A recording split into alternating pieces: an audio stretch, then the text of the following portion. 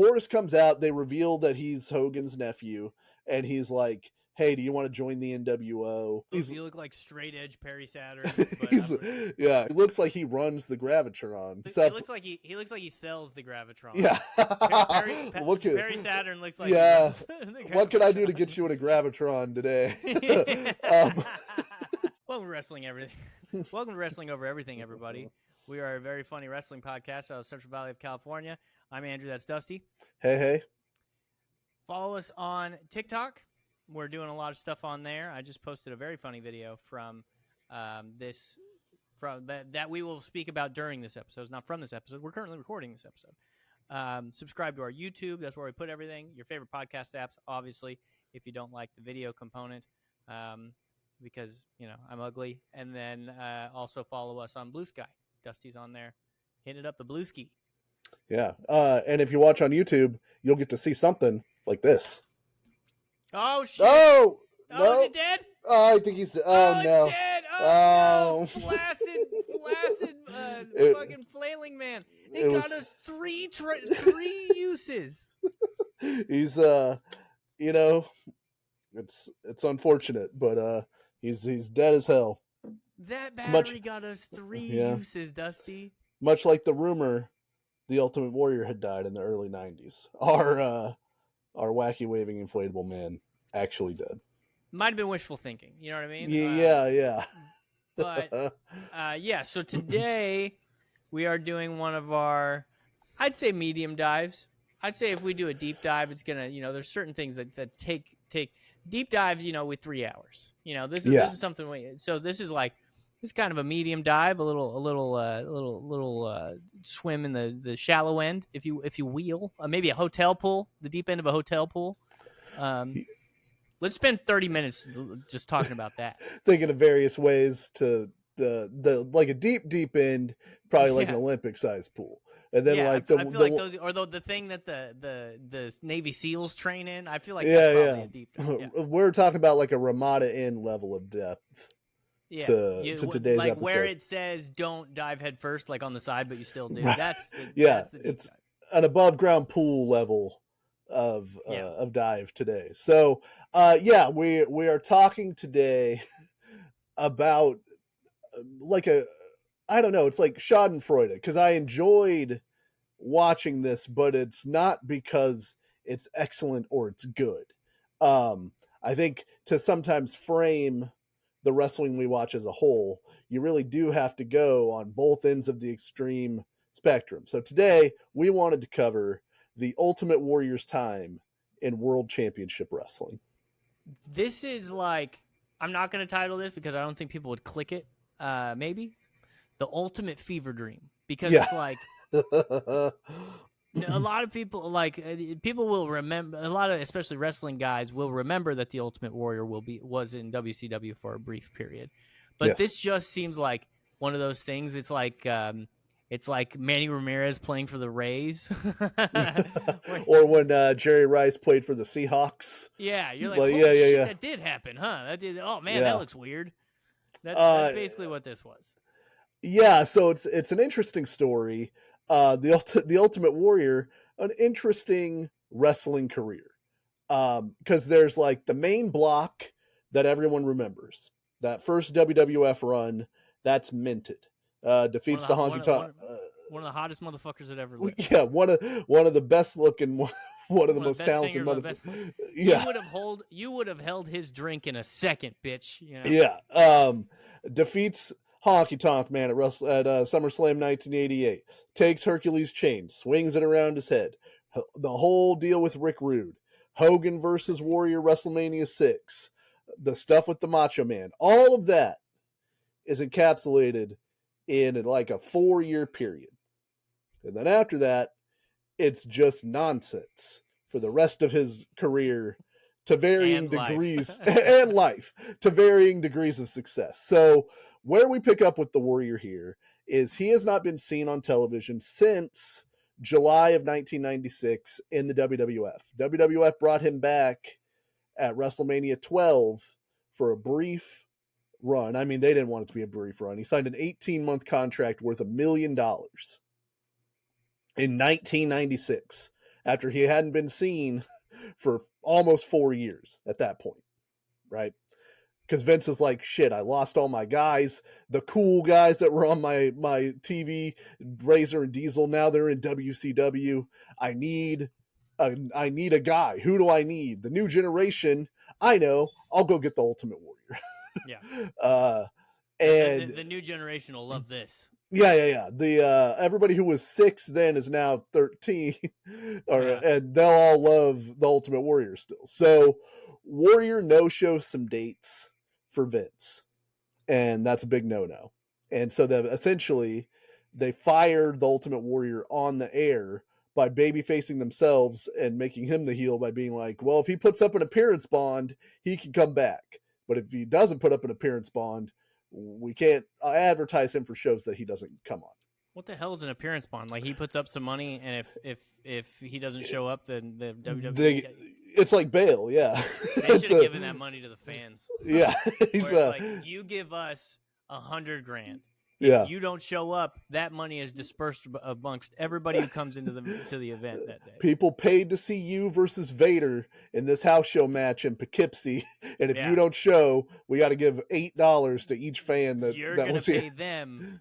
Yeah. To not see you. Yeah. So Warrior's gone again. In December of '97, Vince makes an offer to the Warrior to come back to WWF for $750,000. Now, people who have listened to this podcast, people that are generally aware of pro wrestling, will remember the Montreal Screwjob is in November of 1997, where Vince basically tells Bret Hart, I can't honor your contract because it's too expensive. So you got to go. And then the very next month, he offers Ultimate Warrior $750,000 to come into his promotion. Oh my God. Essentially, I think to block him from WCW, because at this point, WCW is just bringing in literally anybody that they can. He's like, if they get Warrior, huh? Yeah, who can stop them? Oh, buddy. So in like May of '98, things are happening with WCW and the Warrior.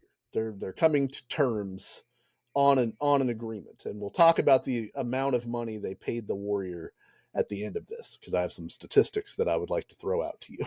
Okay. But what that ultimately leads to is on the August 17th edition of Monday Nitro, Hulk Hogan's in the ring. He has recently lost the world title to Goldberg back in June. And in the subsequent months, he's wrestled with Dennis Rodman against Diamond Dallas Page and Karl Malone, and with Eric Bischoff against Diamond Dallas Page and Jay Leno. Those are the pay-per-view main events of the last 2 pay-per-views. I think I'm gonna kick him in the face now. Hey, you hear this? You hear this thing about Judge Ito? Yeah. Why they call it a clothesline? Hacks. All of them, Jay actually. Leno's he's a little bit above them, for the record. Sure. Leno's above the Matt Rifes and the Brendan Schaubs, for the record. Yeah. Kevin Eubanks does a diamond cutter in the match with Jay Leno and Hulk Hogan. Kevin Eubanks. He's the leader of the Tonight Show band, you Philistine. Hold on. I think I know. I should shut the fuck up, dude. I should know that. He turned to Kevin Eubanks I for know that guy. Yeah, for reactions to his various jokes. I don't learn their names. You mean late night band leaders? Late night band leaders. Yeah. I don't know the whoever's in the. I didn't know the Letterman guy either with the glasses. Yeah. The whoever in the Max Weinberg 7. Yeah. Okay. Paul Scheer, is that his name? Yeah. You're right. He did Human Giant and was the leader for the late night show. Hogan's in the ring, and he's like, I can beat anybody. There's nobody I've never beat. No warrior. Yeah. That I've never not. There's no warrior, ultimate or otherwise. And then the arena starts to like have effects. And then there's a fog machine. Huge fog machine budget for the return of the Ultimate Warrior to WCW. I love one thing that I love about WCW is that all of their shit always looks like a low rent, like a carnival, like not even low rent, like a county fair. Yeah. That's what it like at WWE. It's like, oh man, this is a big production. Yeah. And then like but you see WCW, you feel like you're about to get on the Gravitron. Yeah. Dogs, you know? Yeah. It's like a level above this is like the the Waterworld stunt show at Universal Studios, right? Which is fucking sick, by the way. Which is sick, yeah. So WCW is below that. You're right. It's like I got to go to the Hall of Freaky Mirrors, then I'm going to go get a deep fried Twinkie. Then I'm going to hit the pro wrestling for a minute. Oh, there's a fog machine. Holy shit, is that the Ultimate Warrior? Yeah, is that the Ultimate Warrior and Virgil in the ring? So Warrior comes out, to his credit, gets a big pop. Like, people are like, holy shit, Ultimate Warrior. Yeah, and it seemed like they were anticipating him being there a little bit, but also they lost their balls when they knew it was Warrior. Hogan. Oh, first iconic words of Ultimate Warrior in WCW. Talk to me, Warriors. And they're like, well, it's been a pretty good day, but I'm like glad you're here. And I'm confused why you're here. Are you against Hogan? Are you with Hogan? I'm guessing you're against him. If I stop talking, you'll probably tell me your motivations. I didn't mean actually talk to me, Warrior. I think my wife's actually leaving, Warrior. She left her ring on the counter this morning next to the tickets for Monday Nitro tonight. My kid's next to me, but I think that he silently is mad at me for not getting better seats, but I did my best. He doesn't know. He resents that I don't have a better job. Yeah. The auto industry isn't what it used to be, Warrior, I gotta tell you. Stop talking to me, Warriors. Hogan works in the I thought you were dead line. He probably should have. I'm gonna be honest here too. I'm gonna be honest. Yeah. There's some spots in this program. Yeah. Where Hulk Hogan earns his money a little bit. Hulk Hogan does a good job. Yeah. In a few moments in this thing, and I've got a couple of them written down. But I thought you were dead is good. Well, because there was a rumor in the early '90s that Ultimate Warrior had died and been replaced with another guy because the Ultimate Warrior was smaller than when he returned than people remembered, and it was like steroids couldn't have been the answer. Had to be he died, and they gave a body double. It's like fake Paul, man. It's the Paul is dead bullshit. People have been stupid for thousands of years. Yeah. There are some. Okay, so then the Warrior proceeds to go on a soliloquy. Like, Hogan's in the ring, Bischoff's in the ring, the Disciple is in the ring, and they don't talk. Is that Brutus the Barber Beefcake? That is indeed Brutus the Barber Beefcake, all shredded up. I wrote down jacked ass Billy Ray Cyrus standing behind Hogan, and then at one point Warrior goes, "This must be your barber," and I was like, "Is that fucking Brutus Beefcake?" Yeah, he holy shit, reinvented himself as the barber. Or as the Disciple. Is this pre-knee in the face? He's the knee in the face guy, isn't he? Yes, this is post knee in the face. Is that why he looks a little different, or is it just because he's jacked now? Well, and he's super jacked, and all three of these men have the skin consistency of a fine leather wallet. It is. They're all a bit of a loose leather wallet. Yeah, they're all competing to be sold at a John T's in the mall.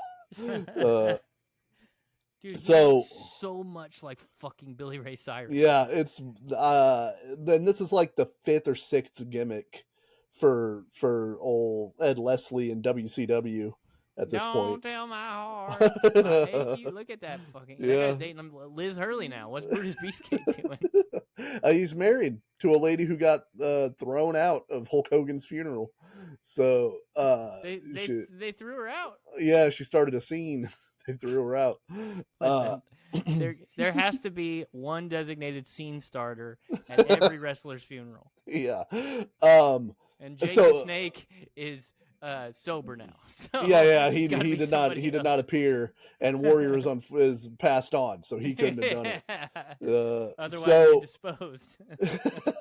so Warrior, literally for like 15 minutes, he just talks, and Hogan has no rebuttal for, like, there's no space for Hogan to refute anything the Warrior is saying. I don't know if that was planned in this promo, but because he's just talking and his cadence is so weird and the things he's saying are so bizarre, it's not a back and forth. Hogan's just standing in the ring with him while he does his one-man show. He will not shut the fuck up. Like, and he keeps like reiterating what he was saying. Like, we get it, dude.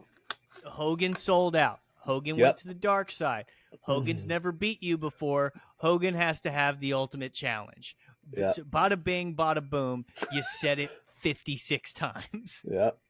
He is the king of writing things that are almost profound, but ultimately, no pun intended, make zero sense at all. In our one-time epical battle, epical's not a word. Epical, son of a bitch. One-time epical battle between us, Hogan. You were the quintessential influence of what was good, great, and heroic. I don't know what that means, but different than you may remember, and albeit you may have beaten myths, legends, giants, and other great men, you never beat a Warrior, and certainly not the ultimate one. Great, dude. That is a great get out of town line. As good as you can get for the Ultimate Warrior. At some point, he says that they were waiting, like people were sitting around waiting for something ultimate or warrior will appear. Yeah, something that's either ultimate or warrior. Or warrior, yeah. The ultimate Doritos? No, those haven't come out yet. God damn it. Something. Everybody was sitting around waiting for something big or boss man to appear. Everyone's been waiting for something Baja or Blast to appear, and it doesn't seem to be happening yet. Yeah, he's like, he keeps talking, and then after like 6 or 7 minutes, he goes, "Let me introduce myself." No. We all know. Yeah. And he's like, "Let me introduce myself to the two whoever guys you got." So it's like that's where he does the barber line. Yeah, this supposed to be your barber. Which to his credit, got a pretty good pop. Yeah, and that's a good line, but not after. And Hogan's doing the whoopsie daisy. Yeah.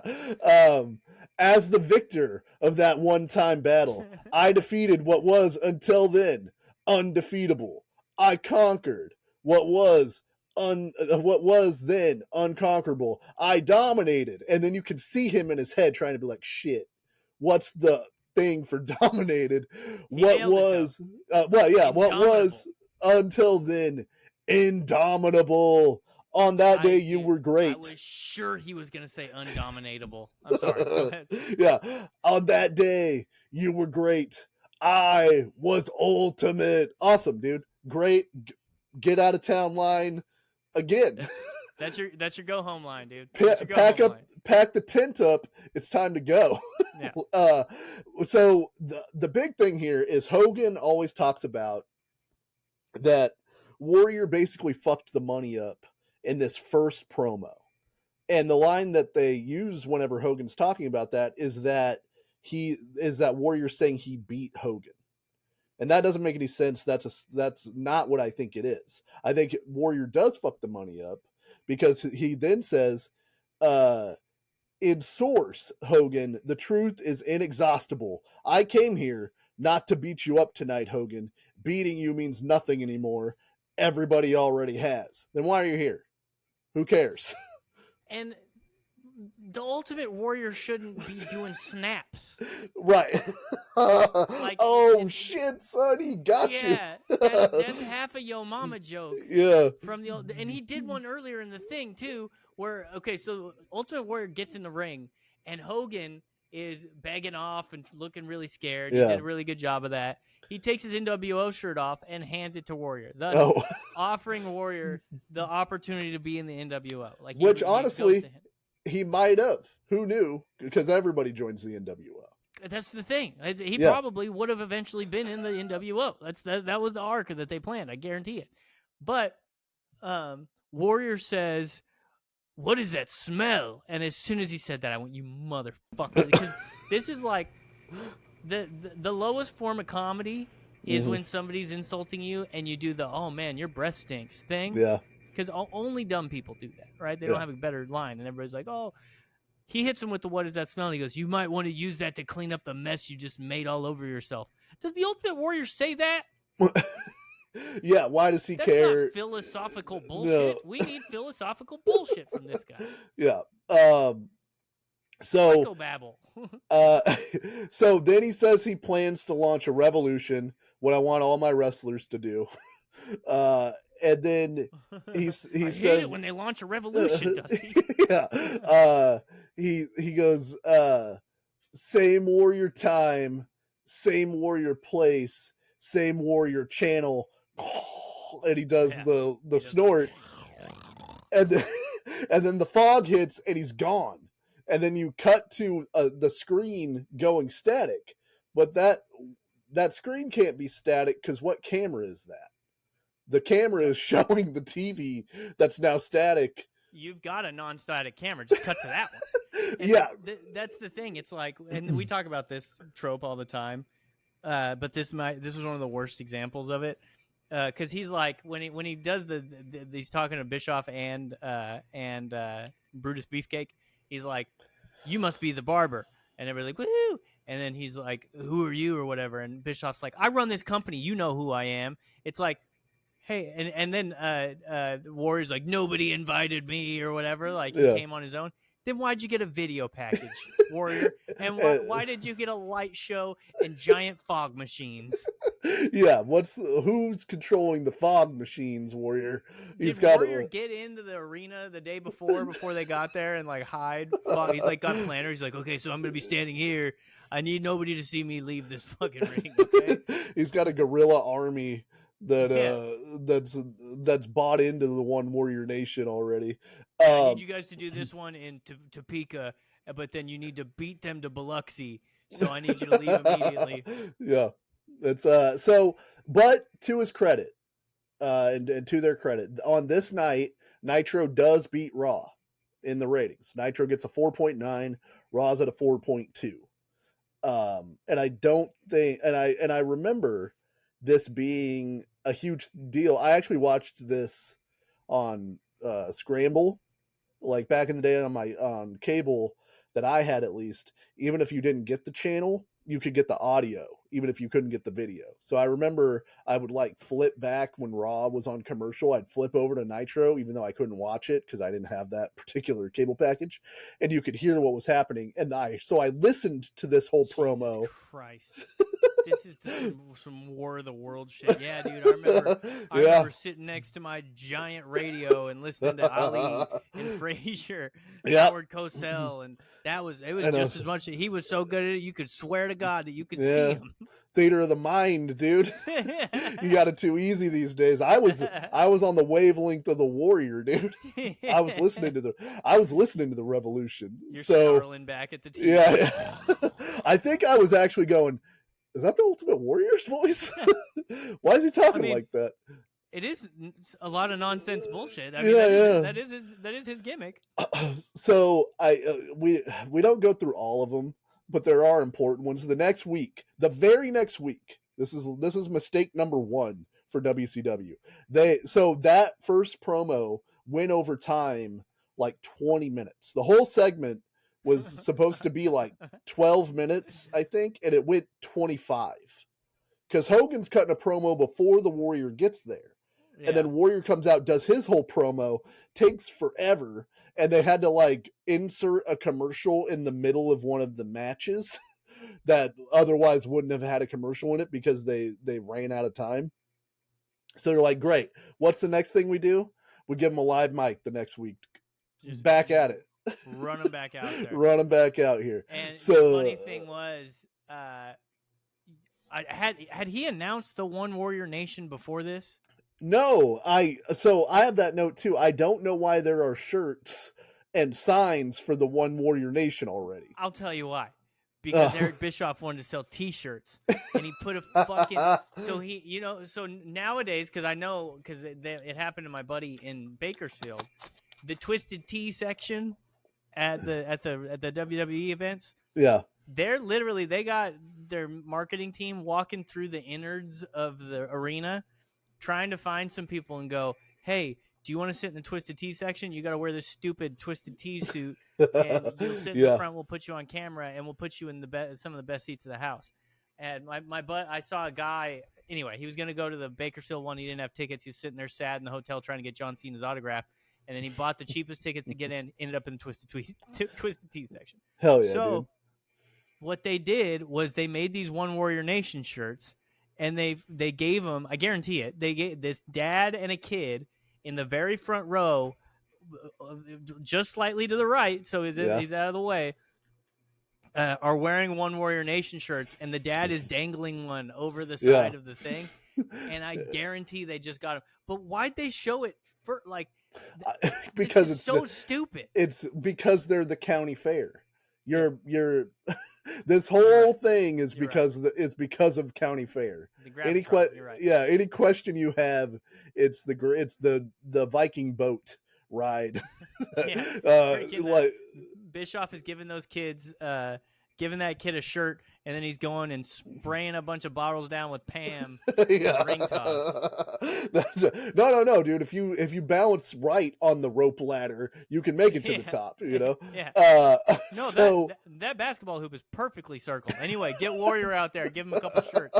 Yeah. So I don't know. I guess I'm at home supposed to be like, oh shit, I want to be part of the One Warrior Nation. Also. So Warrior comes out, and of course, talk to me, Warriors. Well, you you didn't seem to want it last time, but I got a parking ticket yesterday. It was really bad. I was just my bumper was over the red, dude. I don't understand it. I feel like there should be some sort of tolerance for things like this. I apologize. I don't think a CD should be $20 if it only has 2 good songs. I'll take that under advisement. The One Warrior Nation. It's going to renegotiate trade deals. As to why the guys in the front row already have One Warrior Nation shirts. I am being led to believe that I'm at the debut of the One Warrior Nation. I didn't see them at the merch tent. No. And the One Warrior Nation, they pay the tariff. They don't pass that along to you. Stop talking to me, Warriors. So I will say this. The Ultimate Warrior's belt buckle, pretty sick. That he's constantly wearing. I think it's pretty sick. I didn't see it. I like a belt buckle. So as belt buckles go, it's pretty sick. He probably got it on one of the rings of Saturn during one of his spaceship trips. Perry Saturn. Yeah. He bought it from Perry Saturn for $13. Yeah. Or he hit the balloon with 3 darts, and they gave him that belt buckle. Yeah. Give me the buckle, Warriors. So in this one, he's basically saying that Hogan sold out to mediocrity. That Hogan used to be his hero, and Hogan used to be a guy that he looked up to and respected, and then Hogan sold out. You traded being 1 in a million to becoming one of the millions, bro. And that's beta shit. And the Ultimate Warrior doesn't stand for that. You stop doing your grind mentality. Yeah. And then you got to work on your grind set. Actually, the Warrior, in one day I have 4-hour days. So I'm ahead of you. From 3 to 7, that's day 1. Then from 7 to 11, that's day 2. That's One Warrior Nation stuff. Then I take a nap. Then from 1 to 4, that's personal reflection. That's just the Warriors' time. That's Warriors One Nation time. And I dare you to fuck with that time. And then from 4 to 8, what is it? Yeah, 4 to 8. I'm just buying meme coins. I'm out here grinding crypto, bro. So then he says, I launch and unleash the power of the Warriors. I let loose the one warrior nation revolution. Like it's always one extra. Like he should just stop one sooner, and then but he It's can't. like Doug Stanhope has a joke about how whenever he was assisting his mom in her own suicide, Yeah. and she says at one point she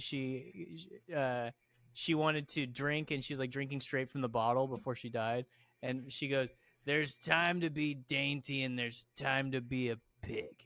And then like him and his wife start laughing, and then he's like, "But the problem with my mom is that she says one good thing, she'll over tag it, and she'll keep repeating it to death until it's no longer funny. So as soon as she says it, I'm like, no, shut the fuck up. Those are perfect last words. Don't ruin this." Yeah, Ultimate Warrior. That's Ultimate Warrior. Yeah. So then Bobby Heenan, in the perfect amount of real life, but it also works in kayfabe. He just goes, "What could that mean?" Like, what possibly could that mean to the future of this company, that the One Warrior Nation revolution now exists? There were a couple things in this where I was like we'll talk about something specific a little later. Yeah. That I really wish I could hear Bobby Heenan's off-camera reaction to after it happened.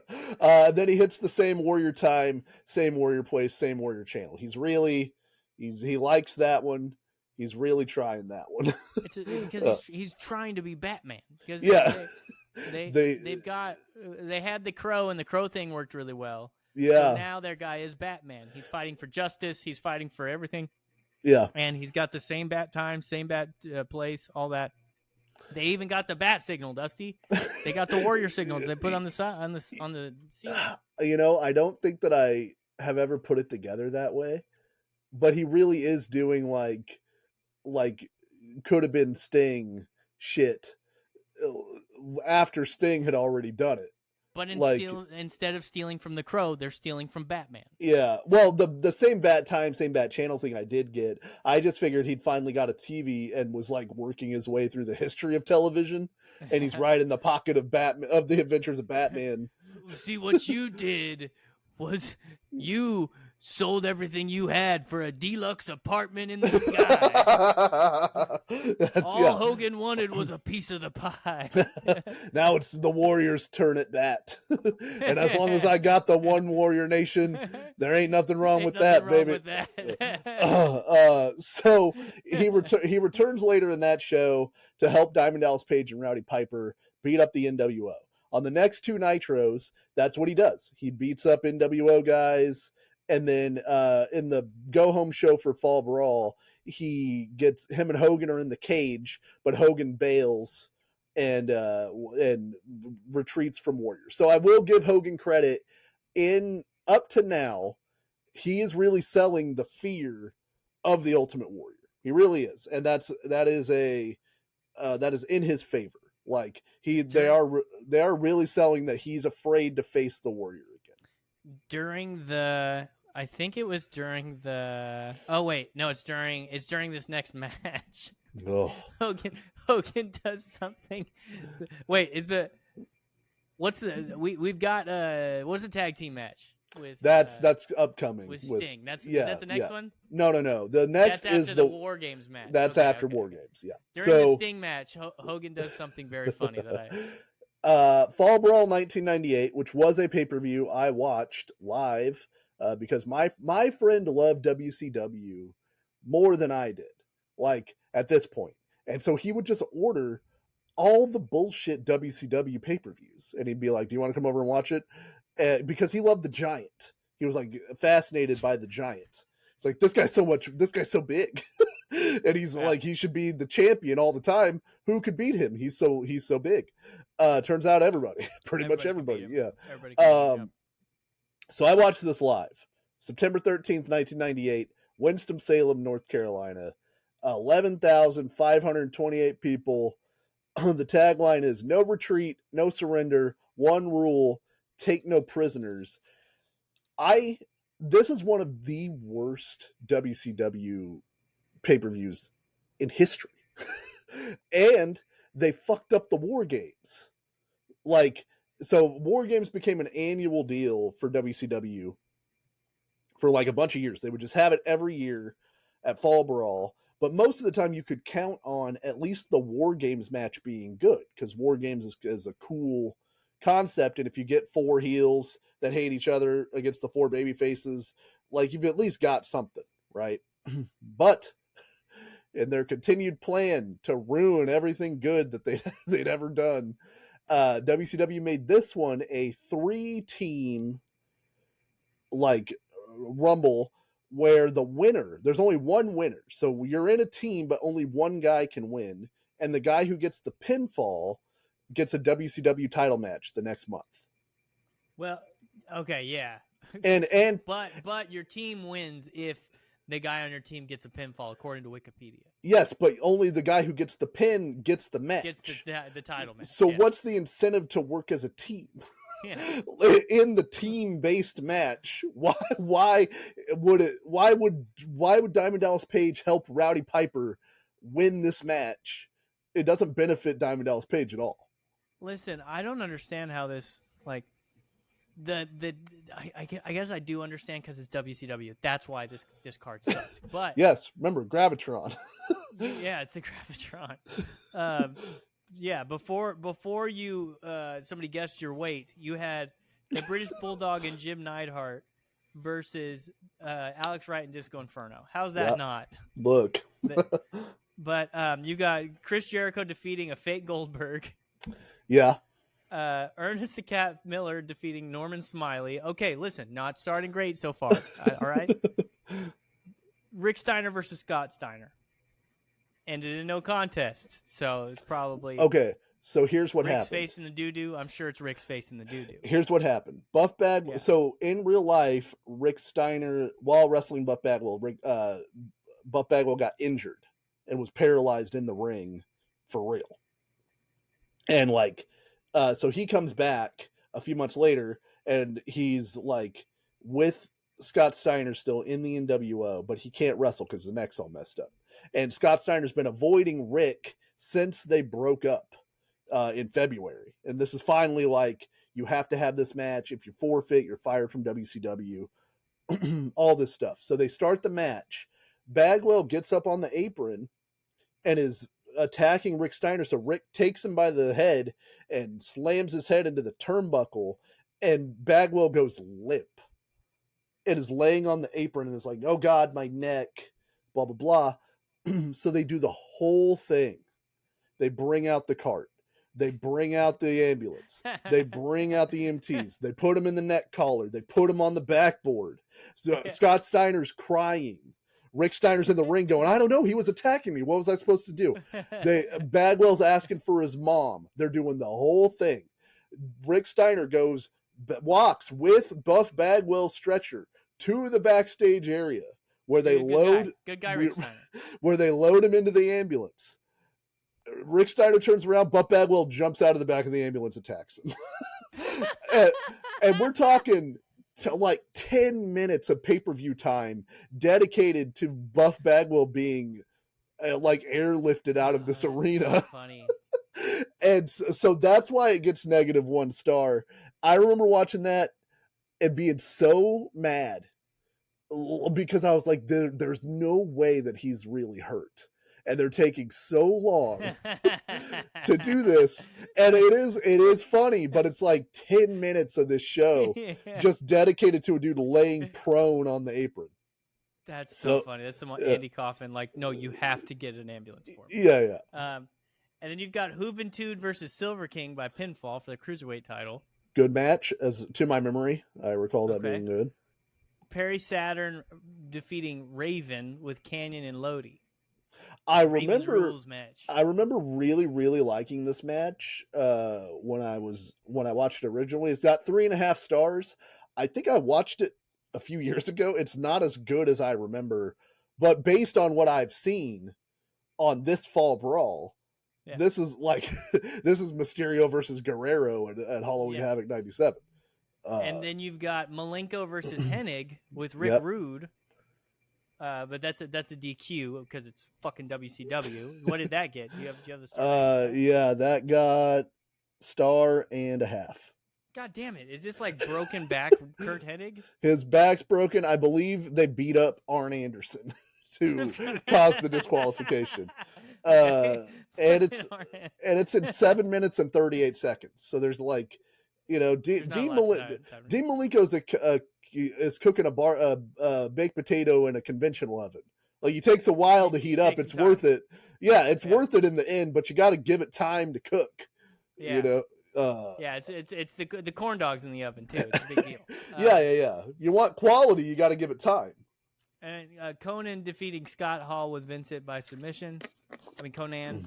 I believe this is whenever Scott Hall is pretending to be drunk during his matches.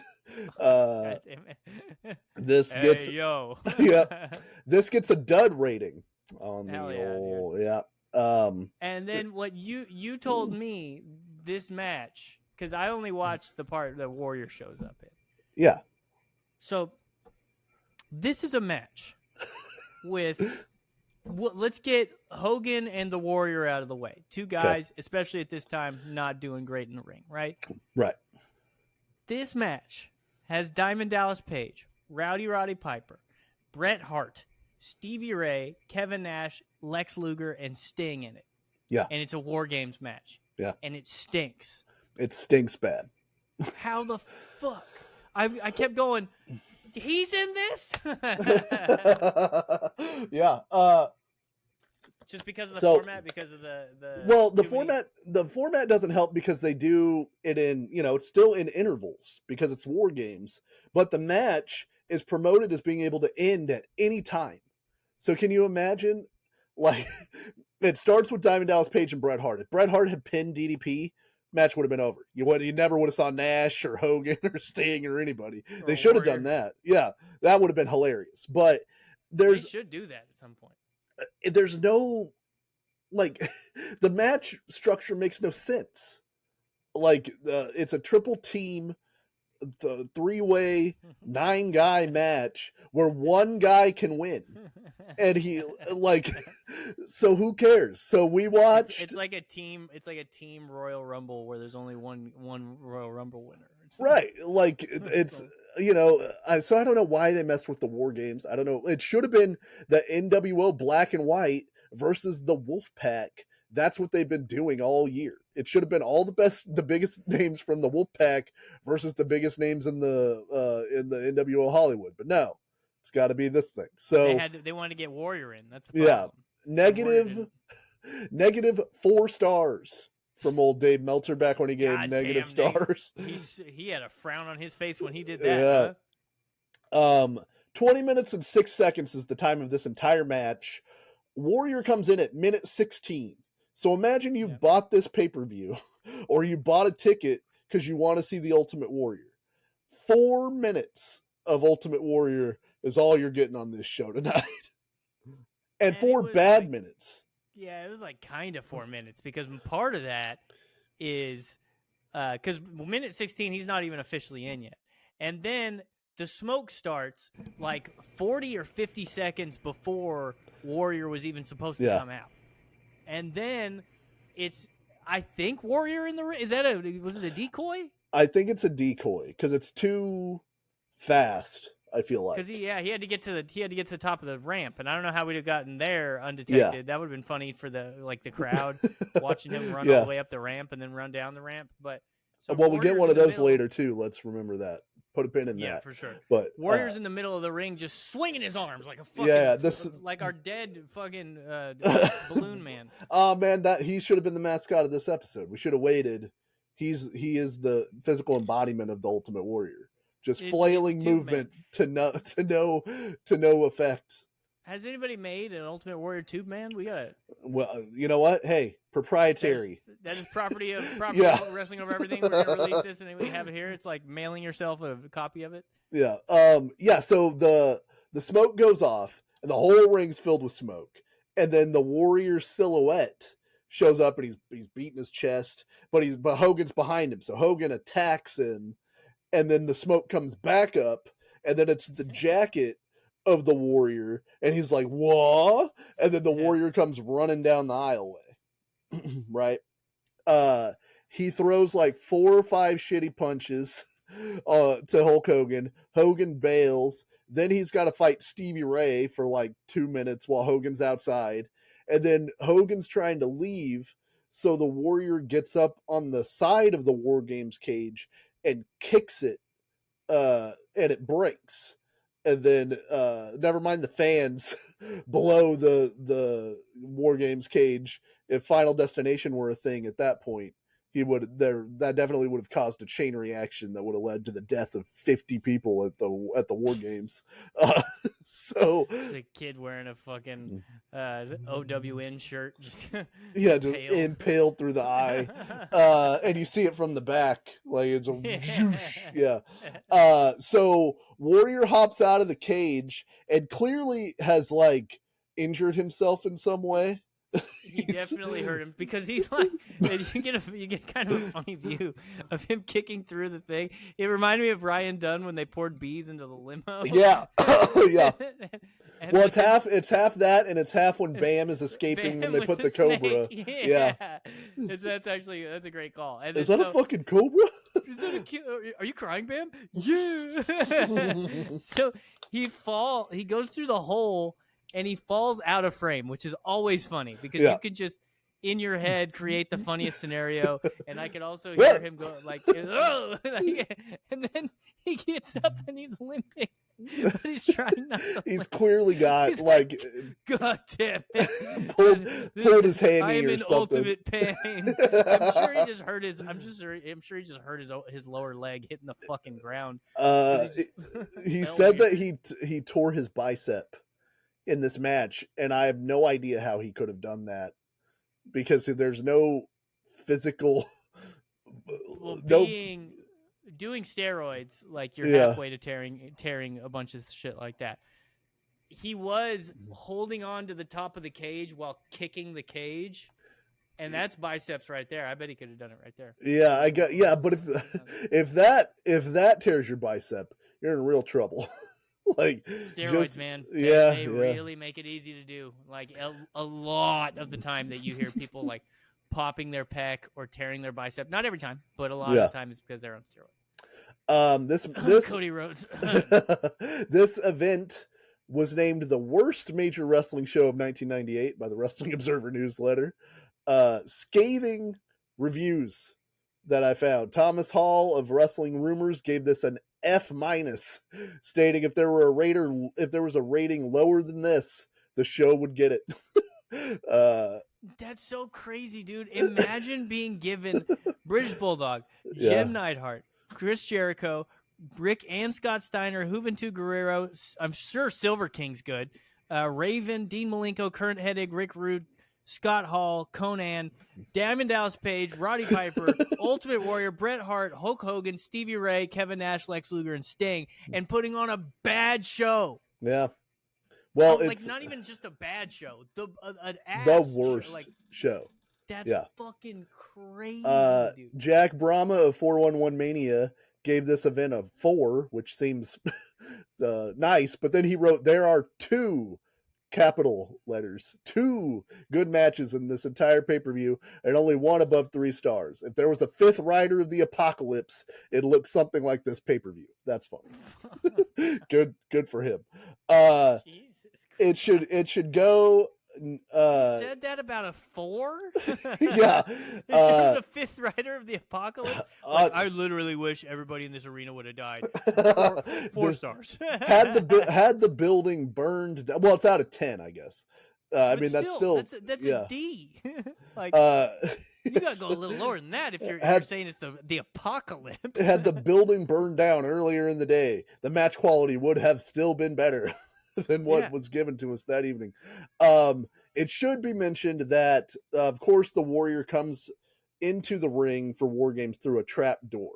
That trap door was not disclosed to the other wrestlers that were going to be wrestling in the ring during War Games or during the pay-per-view.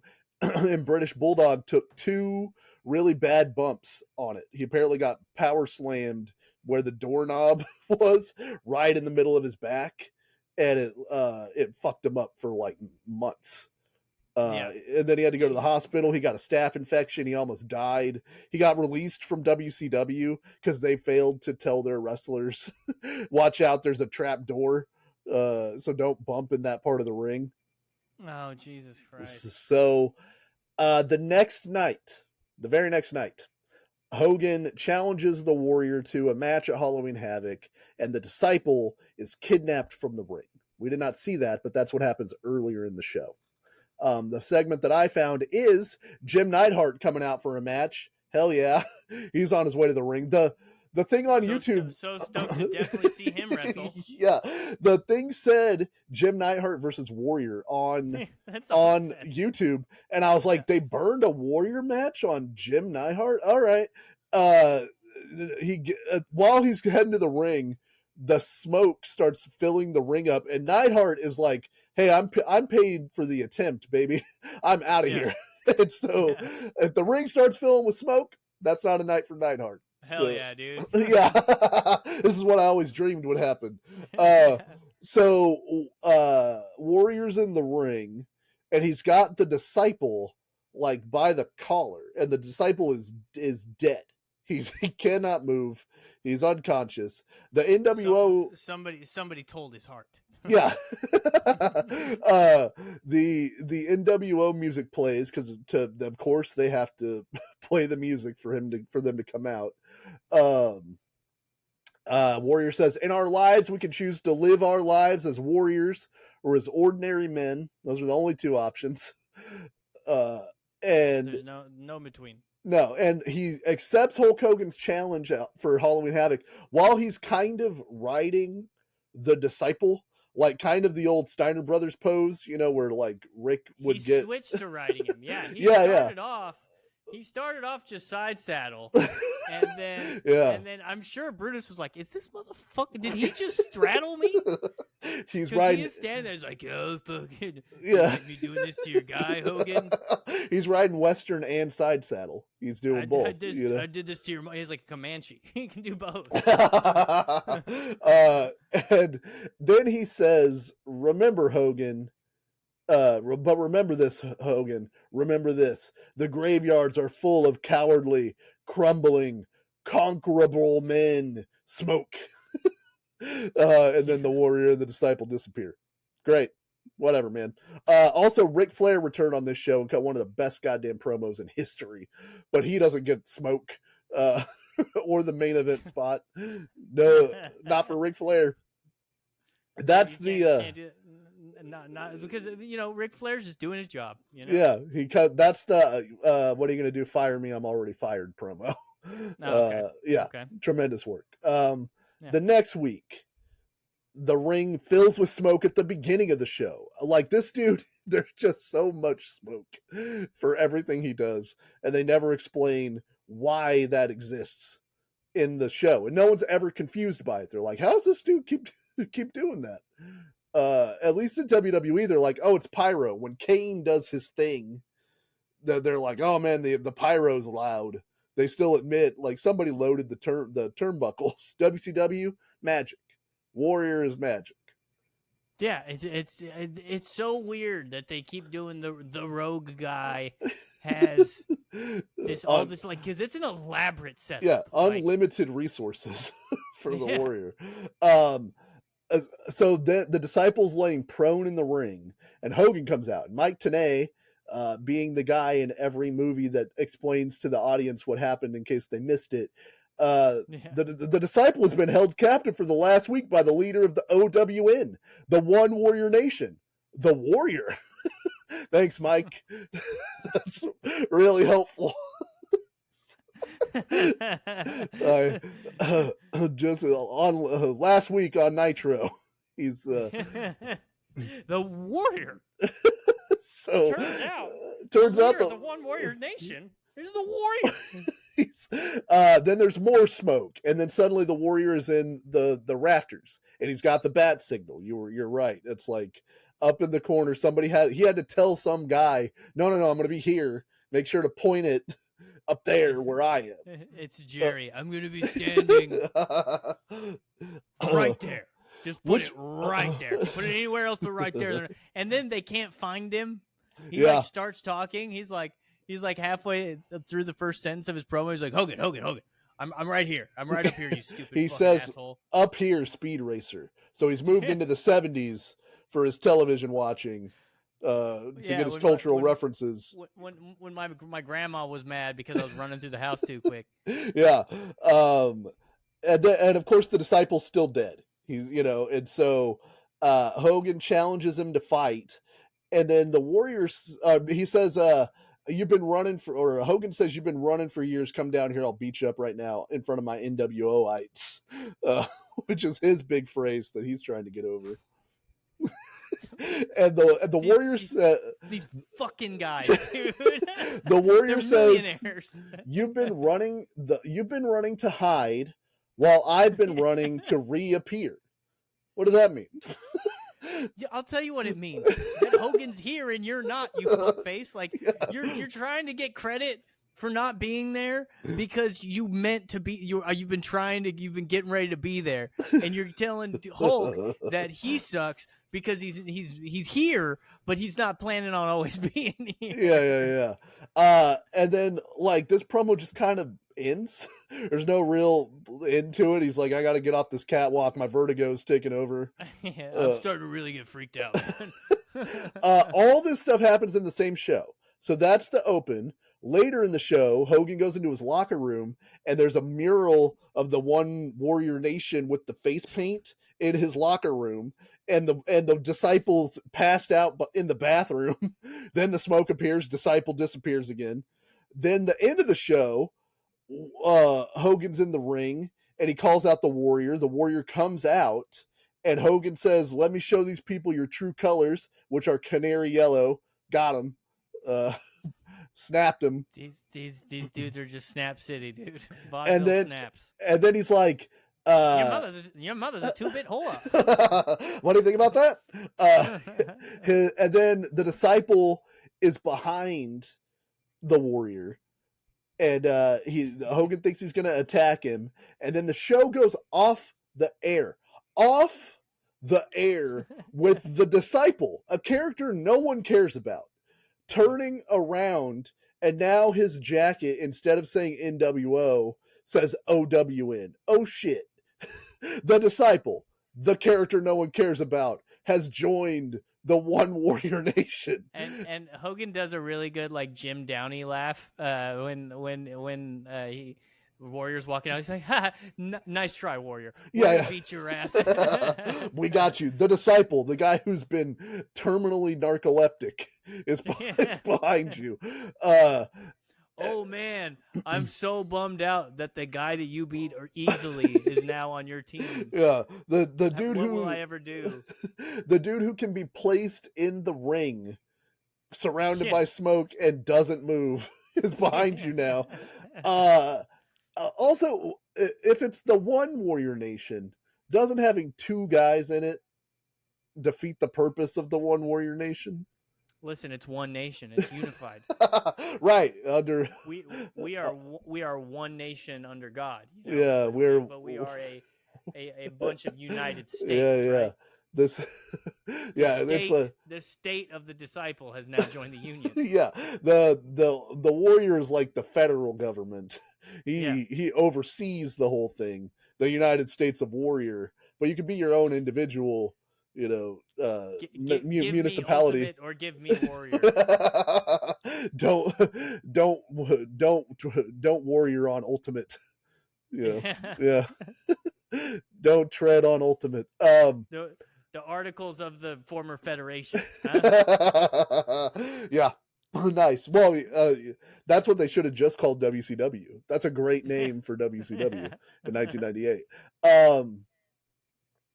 Just like, I don't want to, again, we're trying to go fast to find a point here. All that shit happens in one episode of Nitro. The Warrior in the rafters, the mural backstage, the disciples passed out twice. Hogan comes back out to cut another promo at the end of the show. Warrior comes out again. The disciple is there again. The story is revolving around just these three dudes. The Warrior, the disciple, Hogan. The That's rest it. of the show is just 5 minutes of Alex Wright doing that weird dance that he does. Yeah. There's 6 segments of Ernest the Cat Miller before. All right, so the next week the Warrior came out, cut another promo. Nothing there. The Disciple comes out for a match, but now that he's in the One Warrior Nation, he's still wearing his NWO stuff for some reason. So that's just a continuity error. That's simple. They're selling. Oh, maybe was that a Disney show that were they doing that at the time? The pre-taped Disney shows? No, this is live. He just had one jacket, dude.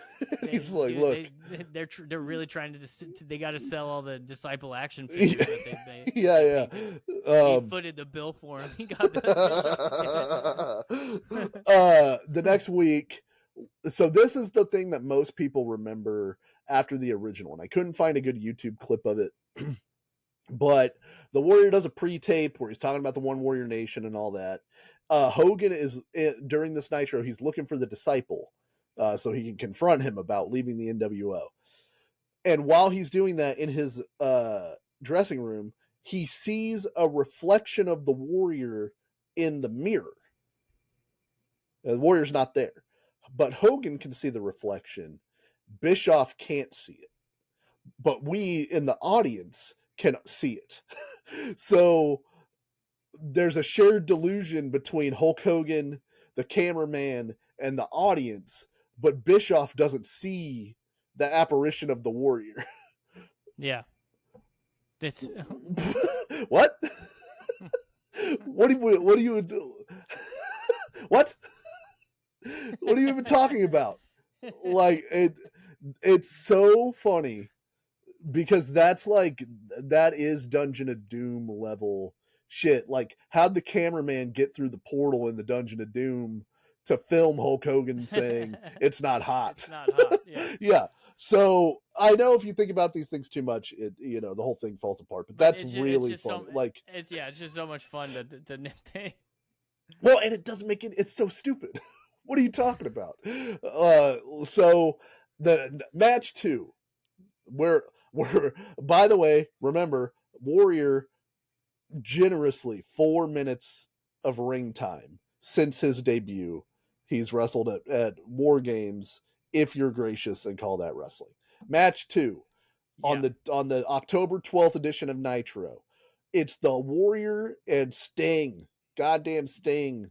The Blade Runners are back together because they teamed up whenever they first entered wrestling as the Blade Runners in 1985 versus Hollywood Hulk Hogan, arguably the biggest star in wrestling history, definitely the biggest star in WCW at that point, and Bret the Hitman Hart, the biggest star of WWE for almost an entire decade. It's just, dude, it's so crazy that Bret Hart is just like a Hogan lackey. Like, it is just he's just in the NWO. and this is 8 minutes and 45 seconds of the worst wrestling, like some of the worst wrestling I've ever seen. And you've got 4 certified legends. For real. The Warrior never takes his jacket off in this match, and he's wearing jeans. It's a red, white, and blue trench coat that says One Warrior Army on the back of it. Everything about this is incorrectly calibrated. This is Wolfpack Sting, the worst Sting there is. That's Red Face Sting. That's Red Face Sting. He's in the NWO Wolfpack, the offshoot of the NWO, which you'll remember he spent a year and a half dedicating his life to defeating. And now he's just hanging out with Kevin Nash, doing the Wolfpack sign, fucking painting his face red. I hate it. And it was the only interesting angle they ever did. Yeah. You got Bret the Hitman Hart, the man who was screwed legitimately by his former employer, the biggest babyface you could get. Guess what? 8 months into his WCW run, just a guy in the NWO with Hulk Hogan. We'll do what that's what because we did a whole 1997 in wrestling breakdown, And then Dusty told me at the end of it who all joined the NWO at the end. And none of it surprised me, but it was just like, holy shit. It was just literally a vacuum that they couldn't get out of. And they built the crazy thing is booking antitheses to the NWO would have been so easy. They did it. They just fucking had him lose at Starrcade. And then, but even after that, it's like you could just have guys fight the NWO. And then when the NWO beats them, if they do, which inevitably they always did, they don't have to then join the NWO. They can do something else. Go wrestle somebody else. Well, and then it implodes, and you got the two factions. Those two factions should probably fight in a big blow-off. No, never happened. Well, logic would dictate there'd have to be an ultimate victor in that particular war. No, logic's wrong. Because it was just an ego-driven locker room of dudes that like nobody wanted to lose, and like their only idea was, okay, how about this? Like, you know how I used to say that AEW all they had was like surprise debuts. Yeah. For a while, like all NWO had, I mean, all WCW had at the time was, how about what if Rick Steiner joins? Yeah. Hey, who's the guy that's not in the NWO? Let me give you an interesting pitch. What if he was? What if he was in the? What if he is? What if he was in the NWO though? So the really funny thing in this match is Bret Hart hits a low blow on Sting, and then like 1 second later, Hogan also low blows Sting.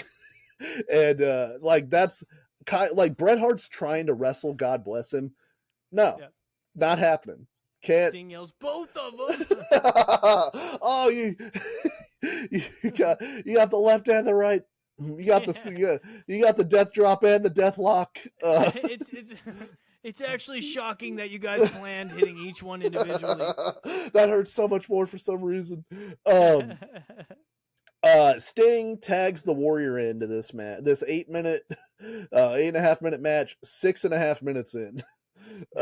And Warrior hits 3 clotheslines on poor Bret Hart, who has to do the bumping for the Warrior here. Then Hogan attacks Warrior. He doesn't in his duster once again. Yeah. While he's doing that, I'm like, he's not going to take this thing off, is he? No. He's really hoping that they'll convert that into something you can buy on the WCW shop, because the markup on that coat has got to be incredible. That's a $400 duster. Yeah, easy. When Hogan gets in the ring. Oh yeah, This is the other funny Hogan part, because I can't tell. So Hogan gets in the ring, he comes up behind Warrior. He throws the like forearm to his back that they do in wrestling. Yeah. And then he stands there like waiting to see if Warrior's going to feel the punch that he hit him with. And as soon as Warrior turns around, Hogan puts his hands up like that, like he's terrified. And he goes, "Oh no!" I can't tell if he says "oh no" or "oh don't" or "no don't." But either way, I posted it on our TikTok at Wrestling Over Everything. Check it out, and it's a very funny like 7-second clip, and he just goes. He gets terrified immediately. He goes, "Oh no!" After that, the NWO comes out, because of course they do. And then they beat up the Warrior until smoke fills the ring. Now, this is supposed to be, I'd assume, the Warrior's grand deception to escape. But then they cut to the floor, and the Warrior's crawling on his hands and knees. I don't know if he inhaled smoke. I don't know if he got hit with a shot, but he is just on the ground outside of the ring, looking the least ultimate that someone could look. Oh no, I had been dominated. I was dominable. It turned out. It turns out I was dominable.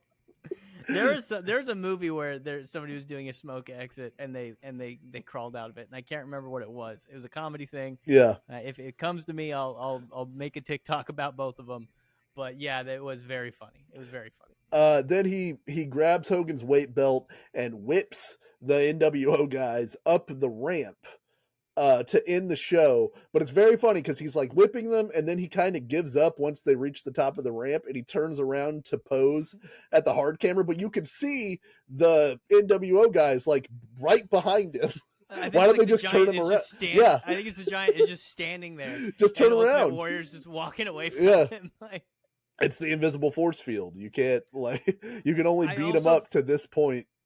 I also forgot to mention that there was a time, I'm trying to find when it was. There was a time earlier in this where when the disciple disappears from the smoke, they Yeah. come in to save him and he disappears.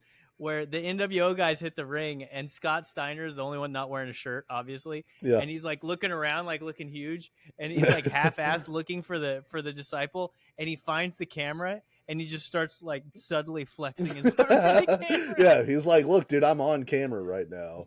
Yeah. I'm gonna get my time." You I'm know, going to sell this gimmick.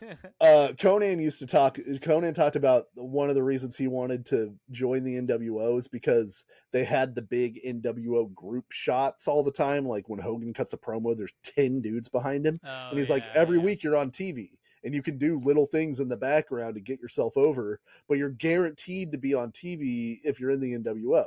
So it's one of those things where like Steiner's like, this might be my only thing on the show I'm doing tonight. So I'm going to get my flex in. I didn't do push-ups backstage for no reason. So,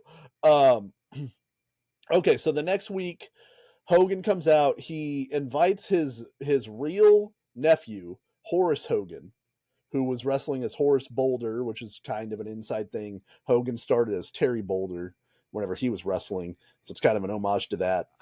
I think Beefcake started as a Boulder too. Yeah, Beefcake. I forget his name, but it was Boulder. It was like Ed Boulder. Yeah. Let me see. It might be Ed because his name is Ed. So Ed Boulder. It was Ed Boulder. I don't think he started as him, but he at least was him at one point. Yeah, they were teamed up as a tag team, him and Hulk, back in the day. And so Horace comes out. They reveal that he's Hogan's nephew, and he's like, "Hey, do you want to join the NWO? You know, I can put a rocket on your back, even though you look 57 years old, and you'll go straight to the top as my lackey." Yeah. You look like straight edge Perry Saturn. But he's looking for a new lackey. He looks like he runs the Gravitron, but but then it's all a ruse. So he beats up. He looks like he sells the Gravitron. Yeah. Perry Saturn looks like What can I do to get you in a Gravitron today? So it's all a ruse. He beats up Horace. He beats the shit out of him. And then the Warrior comes out to save him. And then Warrior gets choke slammed and they spray paint him and he gets leg dropped by Hogan. That's like the go home angle because, Hogan's got to get his heat before. Family means nothing. Yeah. That leads us to Halloween Havoc 1998. And we love a Halloween Havoc. We've covered a lot of Halloween Havoc stuff. This is October 25th, 1998, from the MGM Grand Garden Arena in Las Vegas. 10,663. Tagline is the night when good battles evil. And I think Battles is being very generous to what happens in this match. I was talking to my good stands in the vicinity of evil. Yeah, I was telling my wife before we did this episode, this might be the worst. Look, so I've seen worse wrestling matches than this, but we've both seen worse wrestling. But in worse Hulk Hogan matches.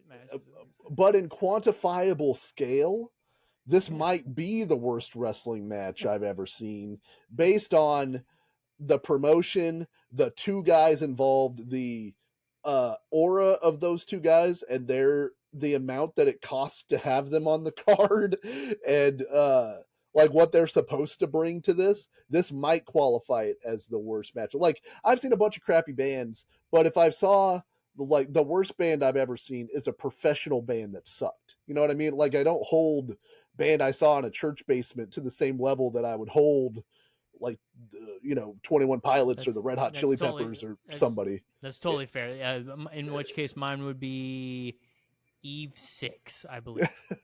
Fallout Boy. When I saw Fallout Boy, they were terrible, but Yeah. they were just coming on, so that might not even qualify. But it was like a show I had paid a decent amount of money for. Well, and Eve 6 was a big band that I've heard is not bad live, but when I saw them, they were not good. Yeah. So that's what I mean. Yes, there are worse matches, but are there worse? I mean, Hogan and Piper in the steel cage has something about it that I would rather watch again than this. And at least has Macho Man destroying his knee, like. Yeah, but this has got something too. Yeah. So this one's got a moment. It does. If I were to tell you that there were less than 10 What wrestling moves, yeah, would you believe that there are, I didn't count, I would not be surprised if there were less than 10 wrestling maneuvers performed in this match. Like, are we talking unique maneuvers? We disqualify punching as a maneuver. Okay. And so we've What got about pointing. Yeah. What about standing outside the ring? We There's got one point where Hulk is outside the ring and he's looking up at Warrior who's inside the ring, and he gives him one of these, "Come here," like with his hand. And it's not like a just bring it, come here. It is like him calling a spot, like, "Hey, get out of the ring. We're gonna fight out here for a second." Yeah. And Warrior just like gets over the ropes and goes down the steps and comes around and fights him. This is an interesting match because it's like the whole time I was watching it, I felt like it was like they never knew whose turn it was to do something. Like Hogan's trying to command it, so he's trying to throw a punch, and then Warrior thinks that he should be doing his comeback, so he's trying to throw a punch at the same time Hogan and like it just never. There's just 4 left feet the entirety of this match. They didn't have any rhythm at all. Like, there's a part in this match where one of the maneuvers that they used, both guys use a body slam, but Hogan body slams the Warrior, and then he goes for the elbow drop, and the Warrior rolls out of the way. Fine. Hogan gets up again, goes for another elbow drop. Warrior rolls out of the way again. Okay? And Hogan has got to be so fucking pissed. Okay? If I hit my elbow on this mat one more goddamn time, and Jim. Hogan goes to do a third elbow drop, but Warrior is now not in a position in the ring where he can roll anymore to that side, like the turnbuckle's right there, so he has to roll the other way and essentially rolls into Hogan, who's on one leg, and knocks him over. And the announcers have to sell it as though it's a brilliant offensive strategy to just bump on a log, like roll your body back and forth on the mat to disorient your opponent. So there's a test of strength that Hogan eventually loses to the Warrior, and Mike Tenay, who's called some of the greatest wrestling matches in history, has to be like, what an incredible feat of strength from the Warrior. He was able to stand after being down. Hogan hits a back suplex, which might as well be like a 450 splash in this match. It's like the one like offensive move that looks like it would hurt somebody to do it, and they do it really slow. Like, okay, brother, here I go. I'm going. I'm lifting you. We're falling back. You all right, brother? Yeah. Don't forget to tuck your chin, brother. There's a referee bump. Of course, Nick Patrick, clumsy ass Nick Patrick, gets ran into by the Warrior. Nick Patrick, you know this isn't going to be a straight shot. He gets bumped, and so Hogan calls out the NWO. So here comes the NWO. Warrior fights the NWO off. Warrior makes his comeback. While that's happening, Hogan gets him down. I forget exactly how. Hogan goes in the corner. This is the spot of the match.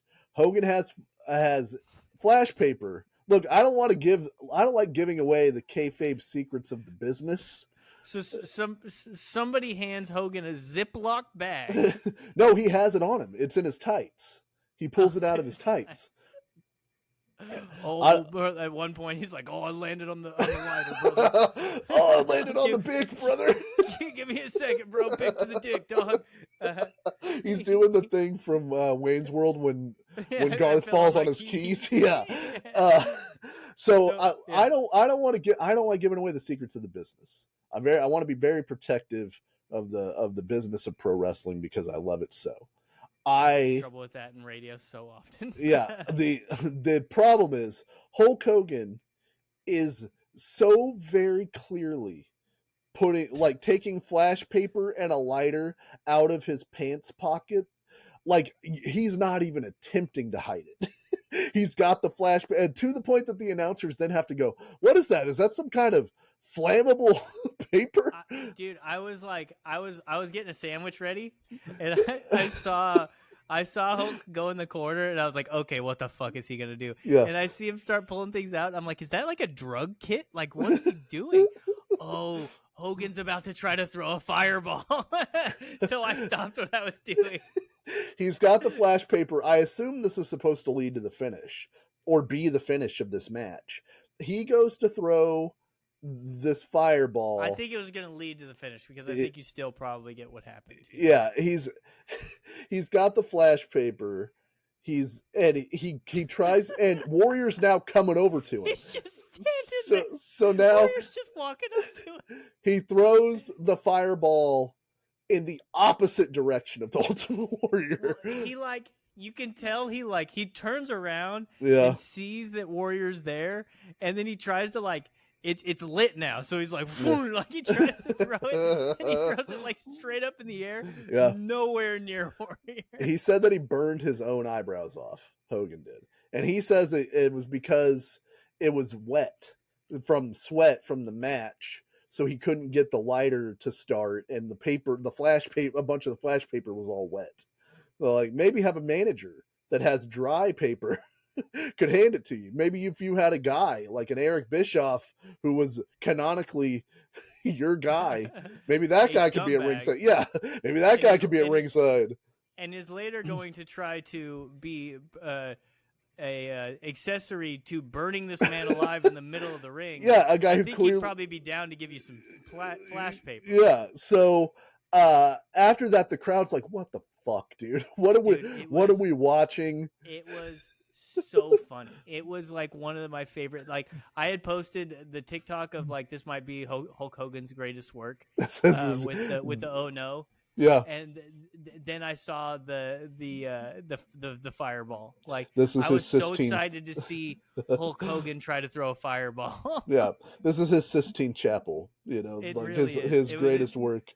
But it turned out to be the 16th chapter. Yeah, the seminal work of Hogan's career. So now they're fucked. They got to find a new finish. So Warrior hits 2 axe handles off the top, which is impressive for the amount of effort that he's been putting into this match in general and his run in WCW. He went to the top rope and hit a move.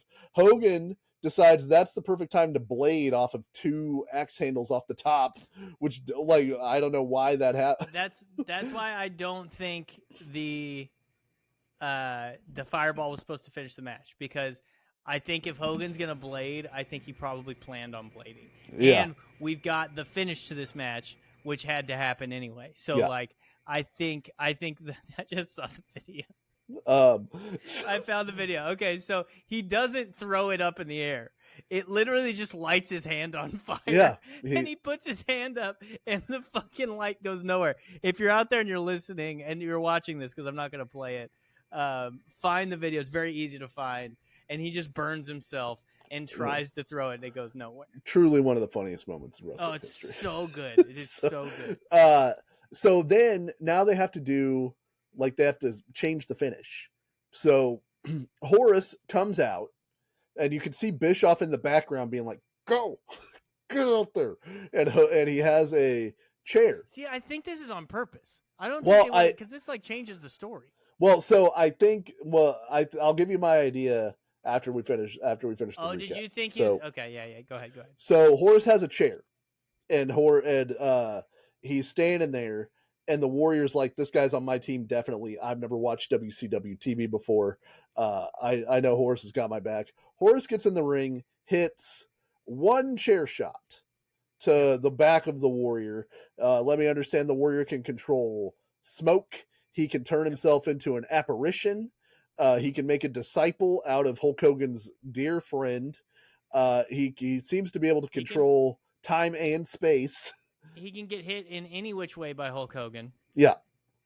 This chair shot killed the Ultimate Warrior. Now, listen, those legendary Horace Hogan chair shots. Yeah, one of the weakest chair shots. Everybody's heard of those. One of the weakest chair shots in history. And Warrior falls. Hogan pins him. 1, 2, 3. And that's the end of this match. 14 minutes and some change. So here's what I think happened. I think that Horace is supposed to come out after the match and do the angle. I don't think that he's supposed to lead to the finish. I think the fireball is supposed to lead to the finish. Hogan gets the clean win. But I'm basing this off of the fact that everything I've watched said they had to ad-lib the finish. And so I think the chair shot to the back is the ad-lib. Maybe Horace was going to hit him with the chair afterwards anyway. Yeah. Like Hulk was going to win with the fireball / whatever, and then Horace comes out and still, because you have to have the Horace moment, because it's like, oh my God, Horace. Like, this is the fucked up thing about WCW at the time. Like, even the guys that Hulk screws over, screws other people over. Well, for Hulk. And you see, he's got like a gnarly cut on his head from Hogan beating him up. Like, he has like stitches in his head that you can see, and it's like he yells, "You passed the test, brother." yeah. So I think it was supposed to be Hogan gets the win. Warrior starts beating Hogan up after the match to get his heat back. Then Horace comes out and attacks Hogan, or attacks Warrior.